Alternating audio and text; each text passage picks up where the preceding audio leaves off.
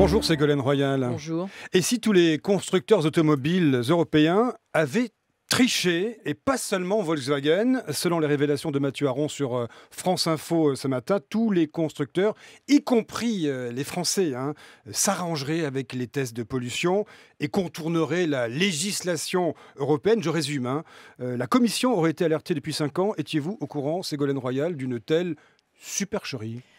Non, je n'étais pas au courant. C'est la raison pour laquelle, d'ailleurs, j'ai pris l'initiative de remettre de l'ordre dans ce désordre inadmissible pour les consommateurs et pour la protection de la santé publique.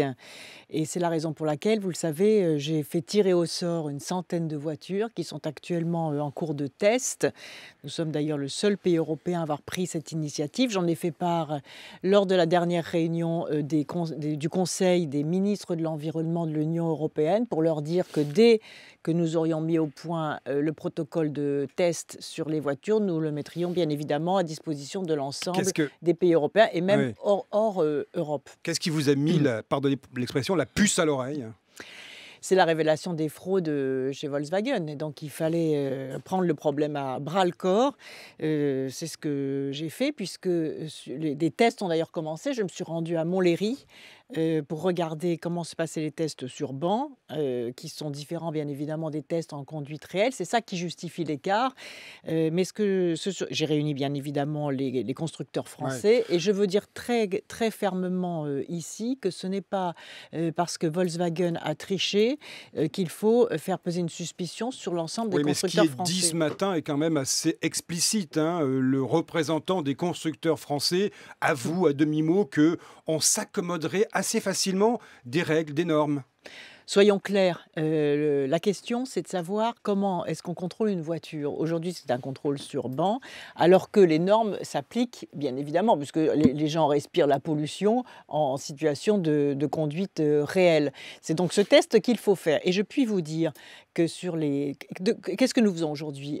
Nous mettons au point le protocole de contrôle. Sur les 10 voitures que nous venons de contrôler, de toute marque, qu'est-ce que l'on observe ? On observe que sur Volkswagen, il y a un dépassement de 5 fois la valeur limite de la réglementation en oxyde d'azote. Donc on a bien confirmation de la tricherie, même si on va élargir pour les autres aussi peut-être. Non, sur les autres ce n'est pas le cas. Sur les autres c'est 1,5 à 2, c'est-à-dire l'écart que l'on connaît entre le contrôle sur banc et le contrôle en conduite réelle.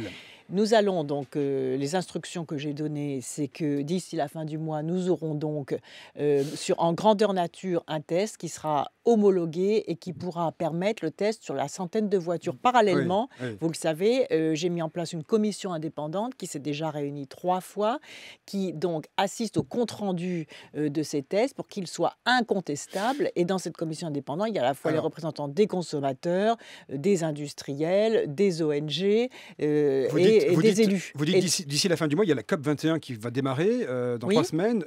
Tout ça fait un peu désordre. Vous demandez aux uns et aux autres de faire des efforts. Et on se rendrait compte que certains s'accommoderaient des règles. Surtout l'automobile, c'est quand même un phénomène mondial. Mais oui, vous avez raison, c'est extrêmement... C'est quand même un voile qui est jeté sur la négociation mondiale sur le climat. Non, n'exagérons pas non plus, mais c'est extrêmement grave. Il y a des règles, ces règles doivent être respectées. Il y a des problèmes de santé publique majeurs avec la question de la pollution de l'air. Et c'est la raison, et c'est pour cela aussi que la France prend des initiatives très fortes. Vous savez que maintenant, il y a un bonus de 10 000 € pour tous ceux qui achètent une voiture électrique contre la mise à l'arrêt d'une voiture diesel de 10 ans ou plus.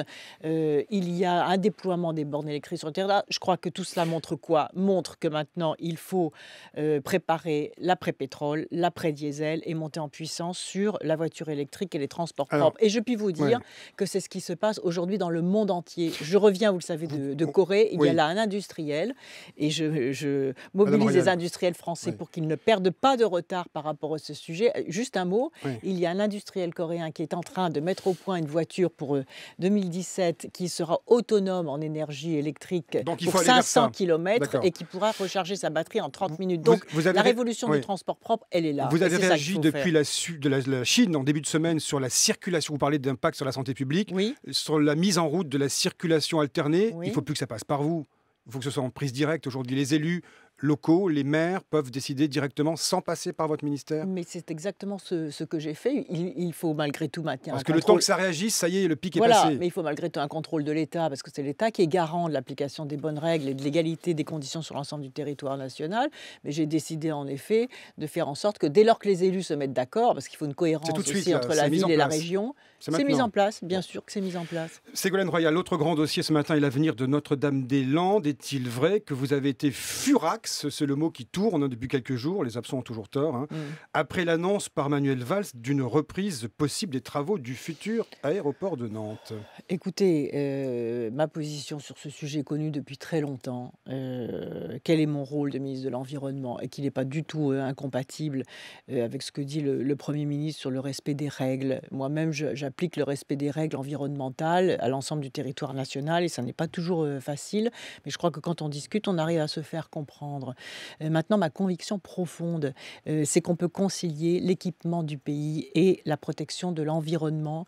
Et mon rôle, c'est de continuer à faire en sorte que les gens se parlent pour pouvoir faire émerger Qu'est-ce des qu'on fait? solutions durables. Qu'est-ce qu'on Voilà. fait? Et Qu'est-ce c'est qu'on pas fait? du tout incompatible avec le respect des Pareil que règles. vous avez un plan B, remplacer l'aéroport par une liaison TGV grande Écoutez, vitesse je ne vais pas Nantes-Roissy. là mettre sur la table des solutions alternatives, puisque c'est, comme je vous l'ai dit à l'instant, j'ai une méthode qui fait d'ailleurs ses preuves, c'est-à-dire faire en sorte que les gens qui pensent avoir des positions incompatibles se reparlent, Vous avez mettent sur la table les oui, choses oui. sereinement, tranquillement, Vous êtes prudente avec pensent à ça ce l'intérêt matin, hein. général. Non, pas du tout. Vous en avez Ma parlé avec position n'a le... jamais oui. changé sur ce sujet-là. Il n'a Donc pas il faut votre... respecter. Il faut à la fois il n'a pas votre faveur, cet mais aéroport. pourquoi C'est une toujours question. voir des conflits, des contrats? Non, Vous ne mais croyez pas c'est sur un choix que dans un pays important. comme la France, on peut équiper le pays en protégeant l'environnement tout en créant des emplois et on le démontre tous les jours. Donc quand il y a des problèmes qui sont comme ça enquistés depuis très longtemps, un jour il faut en sortir Parce que là, et que les gens se reparlent. parce que là il y a C'est les... tout et ça n'est pas Oui. du tout incompatible, au contraire, avec le respect des règles, le respect des procédures Donc, et les discussion décisions qu'a prises le Premier ministre. Pas Ça n'est pas du tout pas de déci- incompatible. Mon travail à Ouais. moi, c'est de faire en Pas de sorte. décision, donc, pour l'instant. Discussion, pas de décision. Vous dites ça à vos amis Mais les c'est Verts. tout. Je vous donne quelle est la méthode, quel est l'objectif à atteindre, quelle est la responsabilité publique, comment on se tire vers le haut sur ces sujets-là pour en sortir et que personne ne se sente humilié et que le pays soit équipé et que l'environnement soit respecté et que les riverains soient écoutés. Reconnaissez que Et c'est un, chaque fois qu'on c'est un fait peu ça, flou à quelques semaines des régionales, puisque les Verts sont vent debout contre cet j'ai dit tout ce aéroport. que j'avais à dire sur ce sujet. Madame Royal, vous parlez de débat, de débattre. Vous avez vu Philippe Verdier, le responsable météo de France Télé, France 2, qui a été remercié après la publication de son bouquin Climat Investigation, très à charge hein, sur les conférences climat. Est-ce que c'est cher payé? Est-ce que vous trouvez ça normal? Est-ce qu'on peut débattre? Est-ce que c'est cher payé Je pour ce crois monsieur? que c'est une question interne à l'entreprise. Donc des décisions sont prises dans l'entreprise. France 2, je ne vais pas aller commenter. Moi, je ne suis pas partie à cette discussion. Et je crois que si les décisions sont prises, c'est qu'elles sont fondées. Pas de commentaires, pas d'autres commentaires Non. là-dessus. D'accord. Vous croyez que les ministres doivent avoir réponse, que vous ne répondez pas à tout ce matin? Je pense à ce qui s'est passé hier chez mon ami Jean-Jacques Bourdin et Madame Myriam El Khomri, la ministre du Travail, piégée parce qu'elle n'a pas su combien on pouvait avoir de CDD de façon successive, 3, 2, etc.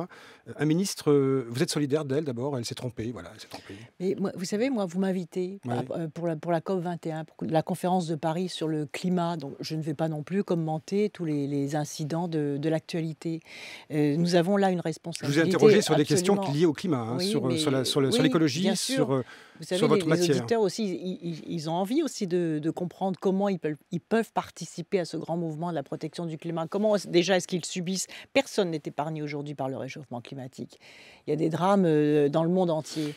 Et donc, on a là une responsabilité extraordinaire. C'est-à-dire ce qu'on est en train de comprendre, et on l'a vu en Ouais. Chine, qui a complètement basculé positivement vers la réduction des émissions de gaz à effet de serre, vers la montée en puissance du renouvelable, vers la diminution de la pollution, parce que c'est un pays en effet très pollué et qui commence à comprendre que le prélèvement excessif, comme le dit le président dirigeants chinois sur les ressources naturelles a aussi entraîné des difficultés sur la croissance et qui fait le pari de la croissance verte.